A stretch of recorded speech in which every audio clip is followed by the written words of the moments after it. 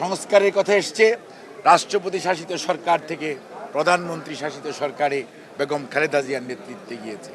আবার জনগণের ভোটাধিকারের কথা এসছে তত্ত্বাবধায়ক সরকার ব্যবস্থা সংবিধানে প্রবর্তন করেছে বাংলাদেশ জাতীয়তাবাদী দল বেগম খালেদা জিয়ার নেতৃত্বে। কাজেই সংস্কারের ভিতর দিয়েই তো জন্ম।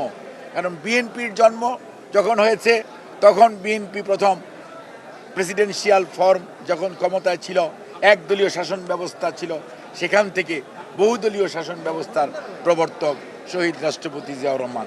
বাঙালি মারমা চাকমা বলে বাংলাদেশের মানুষকে বিভাজিত করে রাখা হয়েছিল, হিন্দু মুসলমান খ্রিস্টান বলে বিভাজিত করে রাখা হয়েছিল।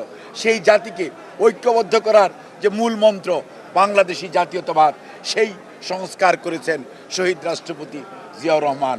পলায়নকৃত স্বৈরাচার কর্তৃত্ববাদী সরকার অনেক কিছু পরিবর্তন করতে পারলেও আপনার আমার পরিচয় পাহাড়ের মানুষ, সমতলের মানুষ, হিন্দু মুসলমান বৌদ্ধ খ্রিস্টানের ঐক্য ধরে রাখার জন্য যে সত্যিকারের আদর্শ, সেটি হচ্ছে বাংলাদেশি জাতীয়তাবাদ, সেটি কিন্তু মুছে ফেলতে পারে নাই।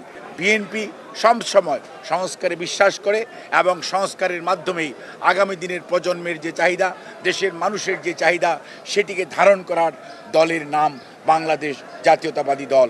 সেই জন্যই আজকের শহীদ জিয়ার শাহাদত বার্ষিকীতে আজকে শহীদ জিয়াকে মনে পড়ে সংস্কারের মাধ্যমে গড়ে ওঠা দলটি আজকে সংস্কারের কথা বলে বাংলাদেশের সবচেয়ে জনপ্রিয় এবং জনগণের মাঝে সবচেয়ে গ্রহণযোগ্য যে দল, সেটি হচ্ছে বাংলাদেশ জাতীয়তাবাদী দল।